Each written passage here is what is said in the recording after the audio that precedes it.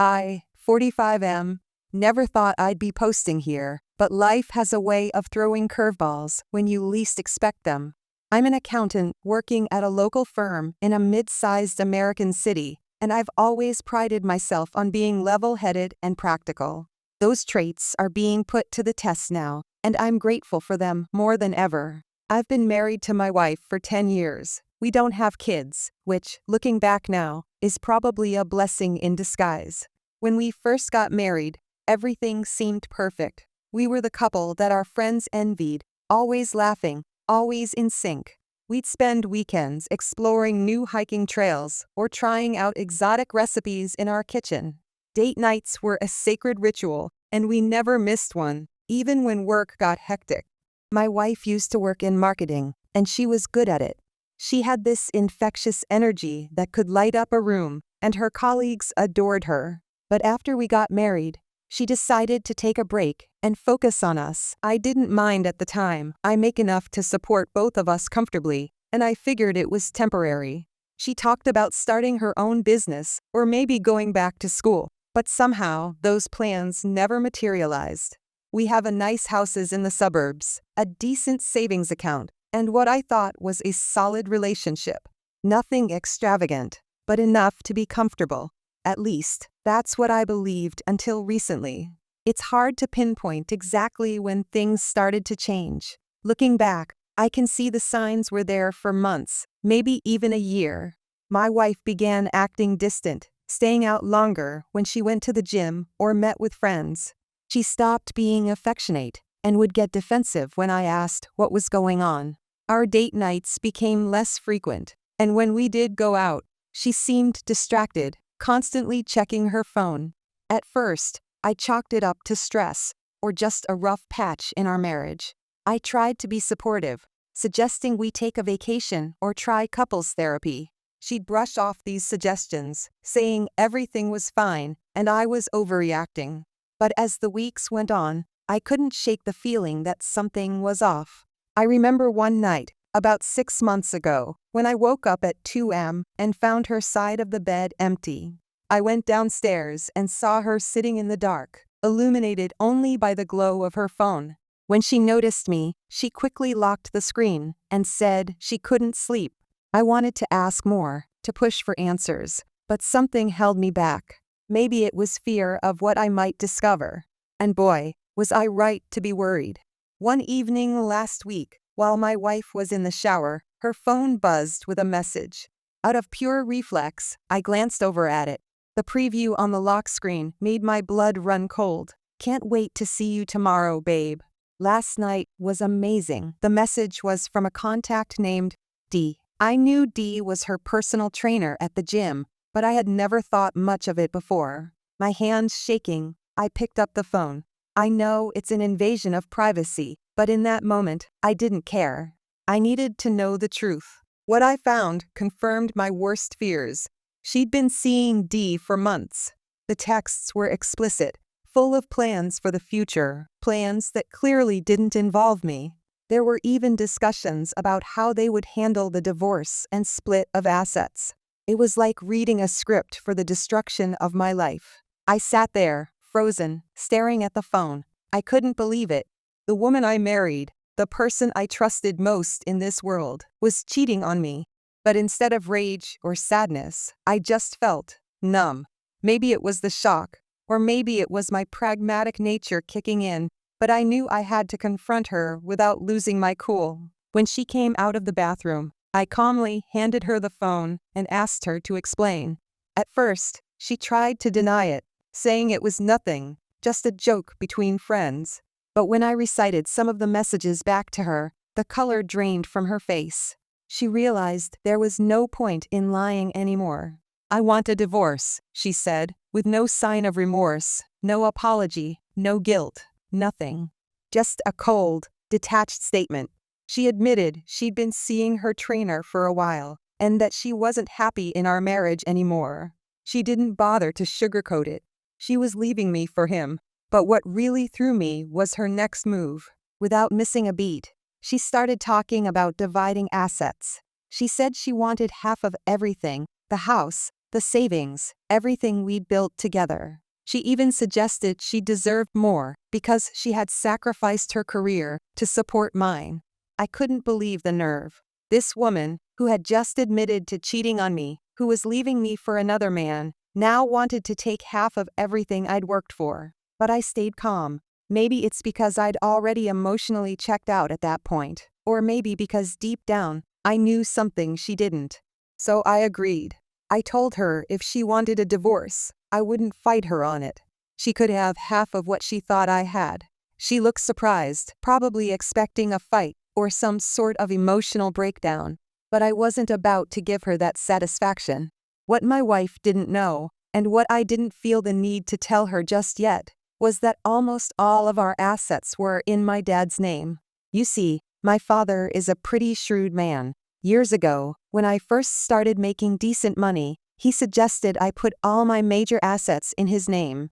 He explained that it would be a safeguard in case anything ever went wrong in the future, whether it be debts, lawsuits, or, as it turns out, a cheating spouse. I remember the conversation clearly. We were sitting in his study, the smell of old books and leather permeating the air. "Son," he said, leaning forward in his chair, "you're doing well for yourself, and I'm proud of you. But the world can be a tricky place. You never know what might happen down the road." At the time, I didn't think much of it. It just seemed like smart financial planning. But now, as I watched my wife demand half of everything, I knew she wouldn't be getting what she expected. On paper, I don't have much, just a modest bank account, a car in my name, and a few other odds and ends. The house, technically, it belongs to my dad. The bulk of my savings also in accounts under my dad's control. I suggested we handle things through mediation instead of getting into a messy court battle. I figured it would be easier and cheaper for both of us that way. She agreed, clearly thinking she'd walk away with a significant chunk of my assets. Little did she know, this arrangement with my dad had been in place for years.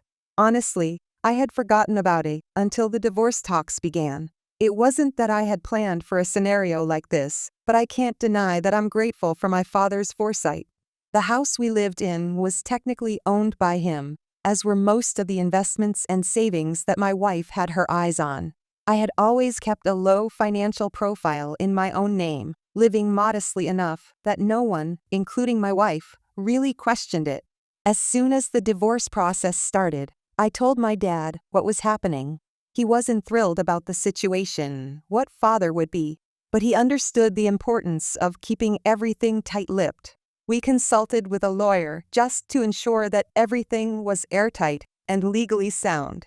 Turns out, everything was in perfect order. My wife could demand all she wanted, but there wasn't much in my name for her to take. My wife didn't waste any time. She hired an aggressive divorce attorney, one of those sharks that promises to take them for all they're worth. Meanwhile, I hired a low-key but reputable lawyer, someone who specialized in cases like mine, where there were tricky financial dynamics at play. I didn't want to make a big scene out of this, but I also wasn't about to let my wife and her lawyer push me around. The first step in the divorce process was asset disclosure, which, as you can imagine, didn't go as my wife had planned. I laid everything out in full, just as required by law. But when she saw how little there actually was in my name, her lawyer's confident grin faltered.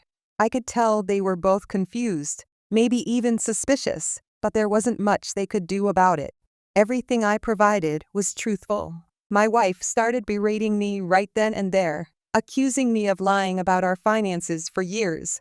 I simply told her that this was all I had, and if she wanted to pursue it further, we could do so through the proper legal channels. Her lawyer pulled her aside, and I could see them having a heated discussion. When they came back, my wife looked like she was about to explode. "This isn't over," she hissed at me as we left the meeting. "I know you're hiding something, and I'm going to find out what it is." As I walked to my car, I felt a mix of emotions. Part of me felt vindicated. The woman who had betrayed me wasn't going to get the payday she expected. But another part of me felt sad. This was my marriage, after all. I had loved this woman once, and I thought we'd build a life together. Seeing it all fall apart like this was tough. even if I knew it was for the best. The days following that meeting were a blur. I threw myself into work, trying to keep my mind off the impending legal battle.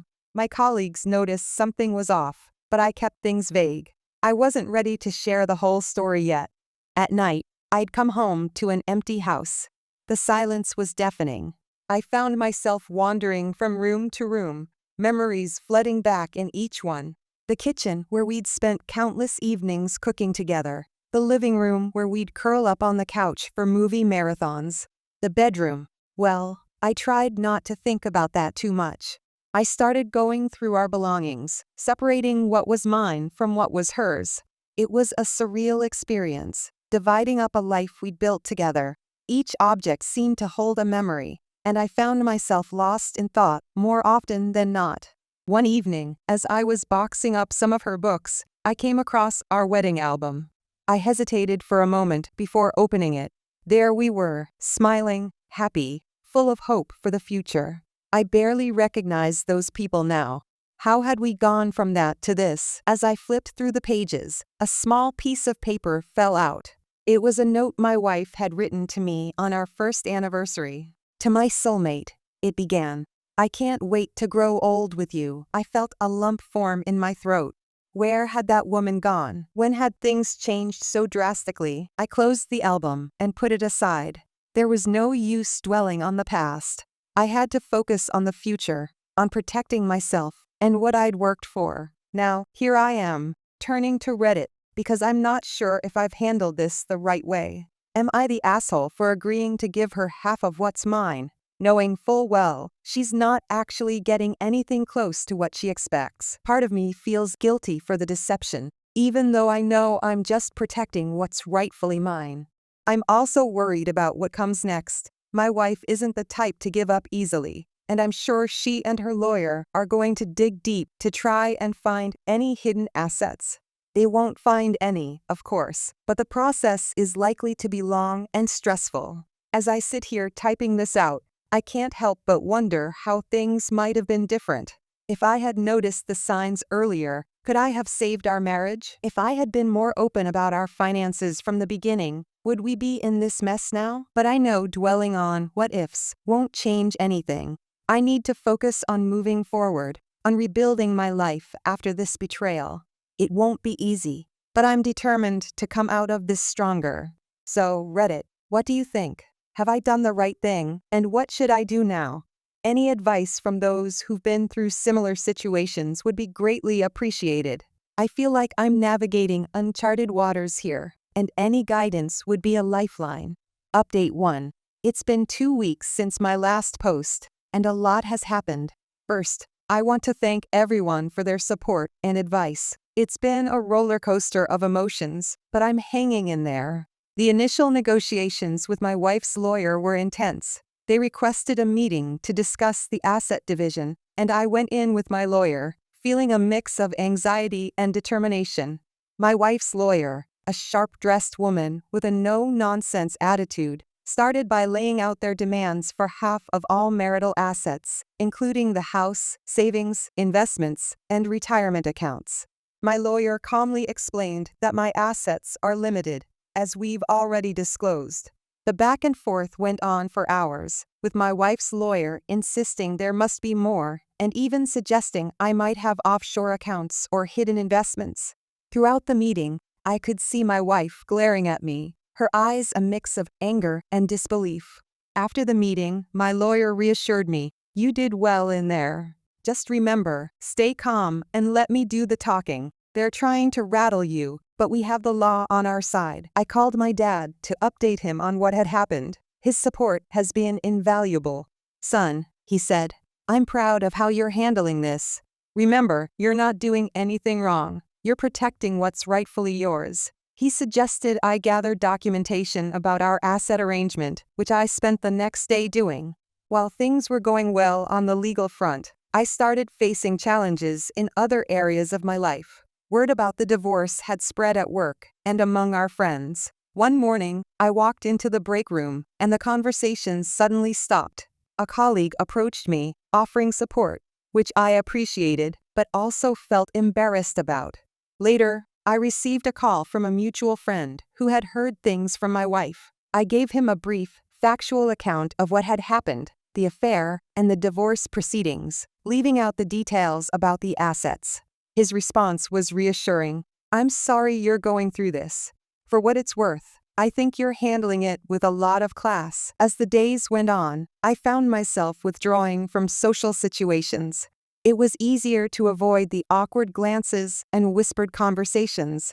I threw myself into work, staying late at the office most nights, but my lawyer advised me to maintain as normal a life as possible. "Don't give them any ammunition," he warned. So, I made an effort. I started accepting lunch invitations from colleagues again, and went to a friend's barbecue over the weekend. It was uncomfortable at first, but as the day went on, I found myself relaxing a bit. These people were my friends, after all. They weren't judging me, they were concerned about me. As I write this update, I'm feeling cautiously optimistic. The legal proceedings are moving forward, and so far, everything is going according to plan. My wife and her lawyer are still pushing for more, but my lawyer assures me that we're on solid ground. But I'd be lying if I said it was easy. There are moments, usually late at night, when the house is quiet, where the weight of everything hits me. The end of my marriage, the betrayal, the uncertain future. It can feel overwhelming. In those moments, I try to remind myself of the advice many of you gave me in response to my original post. Take it one day at a time. Focus on self-care. Remember that this too shall pass. I'm not sure what the coming weeks will bring, but I'm feeling more prepared to face whatever challenges arise. Thank you all again for your support and advice. It means more than you know. I'll update again when there are significant developments. Until then, wish me luck. I have a feeling I'm going to need it. Update 2. It's been a month since my last update, and I wish I could say things have gotten easier. Unfortunately, the situation has taken a turn for the worse. I appreciate all the support and advice from my last post. It's been a lifeline during these turbulent times. The most significant development is that my wife has started what I can only describe as a smear campaign against me. It seems she's not content with just taking half of our assets. She's now trying to destroy my reputation as well. It started with subtle comments to our mutual friends. She would casually mention how I had always been controlling with money, or how she had to beg for every penny during our marriage. At first, I brushed it off as her way of coping with the divorce, but then it escalated. Last week, I found out she's been posting thinly veiled accusations on social media. She doesn't use my name, but it's clear to anyone who knows us who she's talking about. Posts like, "Finally free from financial abuse," and "Watch out for men who hide their money," have been popping up on her Facebook and Instagram. The impact has been immediate and severe. I've received concerned calls from family members who've seen these posts. Some of our friends have started to distance themselves from me. Even my parents' neighbors, who we've known for years, have been giving my dad strange looks. At work, the atmosphere has become unbearable. Whispers follow me down the hallway, and conversations stop abruptly when I enter a room. My boss called me into his office the other day, asking if everything was okay and if these personal issues would affect my work. I assured him they wouldn't, but I could see the doubt in his eyes. The stress is taking a toll on me. I'm not sleeping well. My appetite has disappeared, and I find myself jumping every time my phone buzzes, dreading what new accusation might be coming my way. I've started seeing a therapist to help cope with the anxiety, and while it's helping, it's still a daily struggle. I've also had to change my routine. I've stopped going to our usual grocery store after running into mutual acquaintances who gave me cold stares. I've canceled my gym membership. The last thing I need is to run into my wife's new boyfriend. Even something as simple as getting a coffee has become an ordeal, as I worry about who I might encounter and what they might have heard. On the legal front, things are getting more complicated. My wife's lawyer has filed a motion for a forensic accountant to go through our finances with a fine-tooth comb. They're convinced I'm hiding assets somewhere, and they're determined to find them. My lawyer assures me that we're still on solid ground. "Let them look," he said during our last meeting. "They won't find anything because there's nothing to find." But he also warned me that this could drag out the process and increase the legal fees significantly. We've also had to address the issue of my wife's public statements. My lawyer has sent her a cease and desist letter, warning that if she continues with the defamatory comments, we'll have no choice but to take legal action.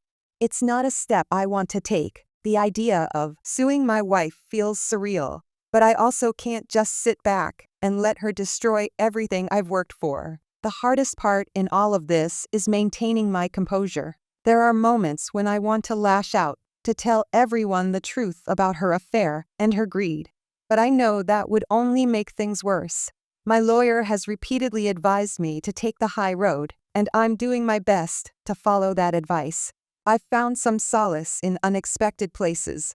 A couple of my colleagues, people I've always been friendly with but never particularly close to, have gone out of their way to show support. One of them, after overhearing a particularly nasty comment about me in the break room, stood up for me, telling the others not to believe everything they hear. It was a small gesture, but it meant the world to me. My dad has been my rock through all of this. He calls me every evening to check in, offering words of encouragement and reminding me why we set up our financial arrangement in the first place. "This is exactly the kind of situation we were protecting against," he told me. "Stay strong. The truth will come out in the end." I'm trying to focus on the future, but it's hard when the present is so chaotic. I've started looking at apartments, knowing that regardless of the outcome, I won't be able to stay in our house. It's bittersweet. The idea of leaving the home we built together is painful, but it also feels like a necessary step in moving on. In my darker moments, I find myself questioning everything. Was I really as bad as my wife is painting me out to be? Should I have been more open about our finances during our marriage? Could I have done something differently to prevent all of this? But then I remind myself of the facts. I wasn't the one who cheated. I wasn't the one who threw away our marriage for a fling with a gym trainer. And I'm not the one trying to take more than I'm entitled to in the divorce. As I write this update, I'm trying to hold on to hope. Hope that the legal process will vindicate me. Hope that my friends and colleagues will see through my wife's accusations. Hope that someday I'll be able to move past all of this and find happiness again. To those of you going through similar situations, know that you're not alone. And to those who've offered advice and support, thank you. Your words mean more than you know. I'll update again when there are new developments. Until then, I'm taking it one day at a time and trying to stay strong. Any advice on dealing with public accusations or maintaining sanity during a high-conflict divorce would be greatly appreciated. Thanks for listening, Reddit. Update 3. It's been 3 months since my last update, and I can finally say that this chapter of my life has come to a close. The divorce is finalized, and I'm ready to share how everything unfolded. The court proceedings were intense. My wife's lawyer painted me as a controlling, financially abusive husband who had hidden assets throughout our marriage. It was hard hearing these baseless accusations, but I stayed calm as my lawyer had advised. Our turn came, and my lawyer methodically dismantled every accusation. He presented financial records showing our major assets had been in my father's name for years. He also brought up my wife's affair, showing text messages that prove she had been planning to leave me for months. The turning point came when my father took the stand. He explained our family's approach to financial management and how he had advised me to put assets in his name years ago as a protective measure. This testimony seemed to have a significant impact on the judge. After reviewing everything, the judge delivered his verdict. I find no basis for the accusation of hidden assets or financial misconduct on the part of the defendant. Given the evidence of the plaintiff's infidelity and the fact that she voluntarily left her career, I find no justification for her claims to assets beyond what is legally in the defendant's name. We had won. The relief I felt was overwhelming. In the weeks following the trial, my emotions have been all over the place. There's relief, of course, but also sadness. Despite everything, this was still the end of a 10-year marriage. Dealing with the aftermath of my wife's smear campaign hasn't been easy, but things are slowly improving at work and with some friends. The hardest part has been dealing with my feelings towards my ex-wife. I've been working with my therapist on letting go of the anger and resentment. It's not easy, but I'm making progress. An unexpected outcome of all this has been a strengthened relationship with my father. Going through this ordeal together has brought us closer than we've been in years. As for the future, I'm cautiously optimistic. The divorce settlement left me in a stable financial position. I've decided to move out of our old house's too many memories. I've found a nice apartment in a different part of town, and I'm slowly making it my own. Professionally, I'm considering a change. This experience has made me realize life's too short to stay in a job that doesn't fully satisfy you. I'm exploring options for advancing my career, maybe even starting my own accounting firm.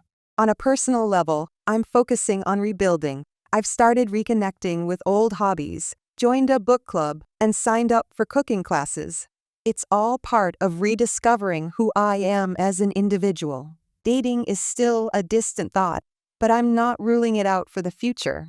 For now, I'm enjoying my independence and focusing on personal growth. Looking back, I've learned a lot about myself, relationships, and the importance of protecting yourself, even when you think you don't need to. I've also learned the importance of open communication in a relationship. In the future, I'll strive for more transparency while still maintaining healthy boundaries. To those going through similar situations, stay strong. Surround yourself with supportive people, seek professional help if needed, and remember that this too shall pass. And to everyone on Reddit who has followed my story, thank you. Your support has meant more than you know. As I close this chapter of my life, I'm filled with a mix of emotions: relief, sadness, hope, uncertainty. But above all, I feel ready to face whatever comes next and build a new life on my own terms. Here's to new beginnings. Wish me luck, Reddit. And thank you, once again, for being there through it all.